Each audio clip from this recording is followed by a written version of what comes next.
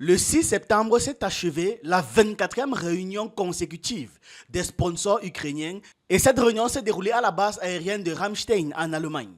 À l'issue de cet événement, les pays participants ont annoncé qu'il y aura de nouveaux lots d'aide militaires à destination de Kiev ainsi que des décisions relatives à l'utilisation des armes à longue portée fournies. Notamment la France et le Royaume-Uni qui ont accédé à la demande répétée du président ukrainien Zelensky en autorisant donc l'utilisation des missiles Storm Shadow et Scalp EG. Désormais, Kiev a la permission, oui, vous n'entendez pas mal, Kiev a la permission d'employer ses armes pour des frappes en dehors de la zone de défense aérienne et dans certaines régions de la Nouvelle-Russie.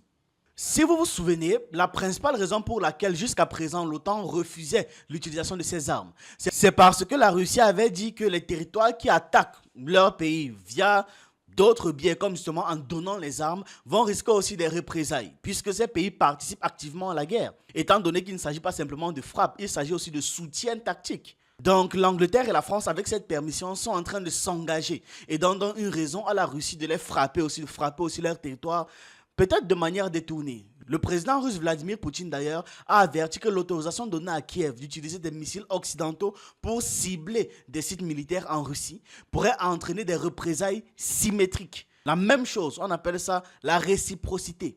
Et une réciprocité sèche de la part de Moscou. Poutine a laissé comprendre que la Russie pourrait riposter en fournissant également des armes similaires à des régions du monde où des frappes contre les installations sensibles de l'Occident, des pays occidentaux, pourraient être aussi lancées. Que ce n'est pas eux seuls qui ont la capacité de le faire.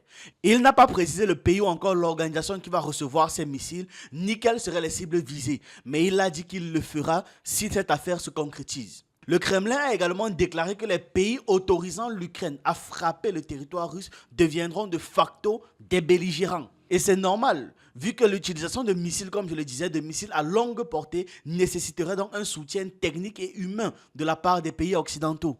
De l'autre côté de l'Atlantique, Washington n'a pas officiellement levé les restrictions concernant l'utilisation des missiles ATACMS. Lloyd Austin, le secrétaire à la défense des États-Unis, a indiqué que l'Ukraine disposait déjà de ses propres armes pour attaquer le territoire russe. Il est toutefois possible que sous couvert, on va dire ça comme ça, sous couvert de certains équipements ukrainiens, Kiev puisse être autorisé à utiliser des missiles américains de manière autonome, genre sans l'aval et puis sans la responsabilité américaine. En gros, c'est ce qu'ils sont en train de faire. En parallèle, Washington a annoncé un nouveau plan d'assistance militaire à la hauteur de 250 millions de dollars pour l'Ukraine. Ce soutien inclura l'envoi de munitions pour les systèmes HIMARS, des obus d'artillerie, des patrouilleurs et divers autres équipements. D'autres alliés de Kiev ont également dévoilé de nouveaux envois d'armement totalisant donc 80 millions d'euros. Le Canada, par exemple, a annoncé l'expédition en Ukraine de plus de 80 000 moteurs de missiles CRV-7, y compris ceux qui avaient déjà été retirés du service, ainsi que 1300 ogives pour ces missiles. L'administration Biden, de son côté, serait prioritairement préoccupée par la possibilité d'une guerre imminente entre Israël et le Liban ou l'Iran, ainsi que par le rapprochement stratégique entre Poutine et le Vietnam, lequel pourrait donc menacer la formation d'un axe nucléaire contre la Chine, vu qu'ils veulent empêcher en fait qu'il y ait quelque chose qui puisse particulièrement nuire à la Chine. Je parle de la Russie qui veut empêcher ça, et évidemment de la Chine aussi, pas des États-Unis, parce que là, ce sont les États-Unis qui veulent faire un plan pour pouvoir aussi isoler la Chine de son côté. C'est face à ces enjeux que le Pentagone actuellement est en train d'envisager la nécessité de négocier un accord de paix avec le Kremlin. En effet, certains estiment que le principal objectif d'endiguer l'expansion russe a été atteint, précisément en encerclant la Russie sur ses frontières, tandis qu'il y a d'autres membres du Congrès américain et du Sénat qui considèrent le conflit en Ukraine comme étant une impasse très coûteuse, qu'il est donc urgent de conclure.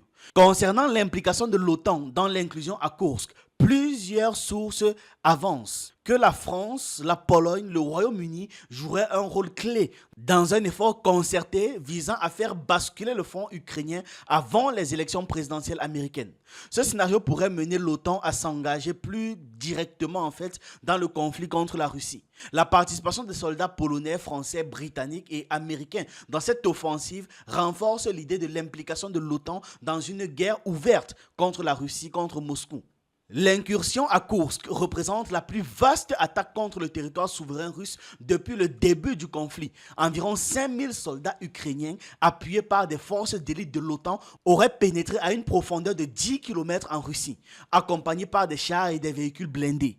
Suite à cette surprise, Moscou a instauré un régime spécial d'opérations antiterroristes dans les régions de Koursk, de Belgorod et de Bryansk. L'objectif initial de cette opération conjointe entre l'Ukraine et l'OTAN était de distraire en fait les forces russes sur d'autres fronts critiques et de s'emparer de la centrale nucléaire proche de Kourchatov afin d'obtenir donc un levier stratégique, un levier de pression stratégique dans les négociations futures.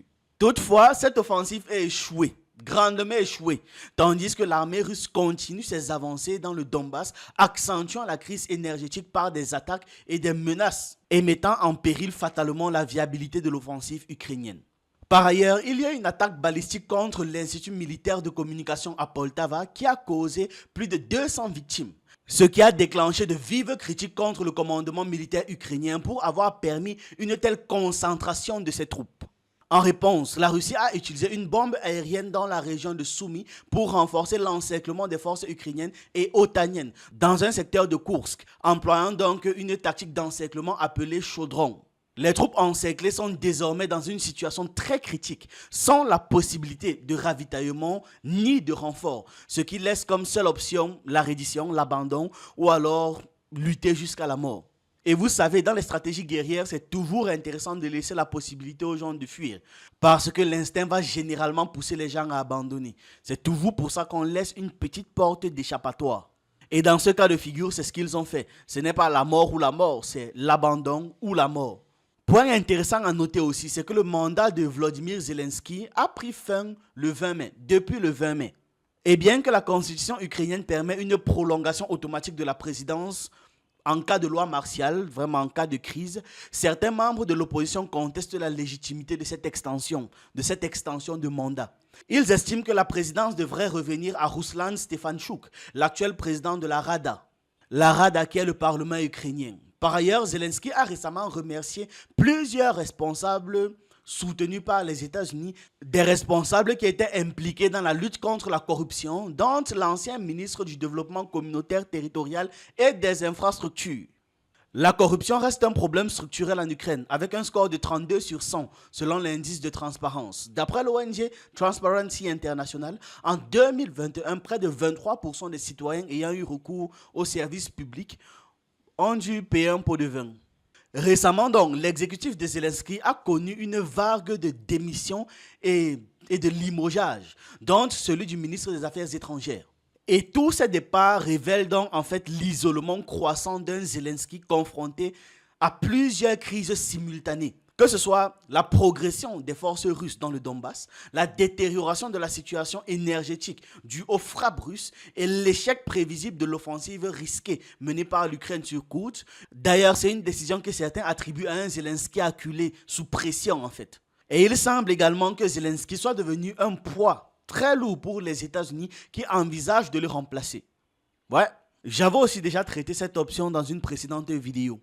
Un coup d'État mené par le lieutenant-général Valery Zalouzhny, évincé par Zelensky suite à des désaccords tactiques, pourrait être une possibilité. Ça peut être le scénario que ces gars mettent en place. Zalouzhny, ancien chef de l'armée ukrainienne, pourrait bénéficier d'un soutien des États-Unis dans ça. Et accusé de corruption, Zelensky serait donc contraint à s'exiler aux États-Unis. Le pouvoir sera ensuite transféré à une troïka, à un trio composé de Zalouzhny, de l'ancien ministre des Affaires étrangères et de Kubrakov. Et leur mission serait simple, en gros, ce serait de négocier la paix avec la Russie, de superviser la reconstruction de l'Ukraine et de redéfinir les nouvelles frontières du pays. Point. Est-ce que les gars passent souvent par 4 chemins? Quand les États-Unis vous envoient en guerre, ils ne perdent rien. C'est vous qui perdez tout, absolument tout. Quand est-ce que les alliés occidentaux vont comprendre que l'impérialisme n'a pas d'amis? Aucun. Ni d'amis, ni aucun respect, ni aucune reconnaissance. Rien, absolument rien. Au prix de combien de vies les dirigeants amis de l'Occident vont apprendre les leçons évidentes et historiquement faciles à vérifier? Au prix de combien de vies, de combien de morts? En tout cas, voilà ce que j'avais à partager avec vous dans cette vidéo. Dites-moi ce que vous en pensez en commentaire et on se retrouve une prochaine fois.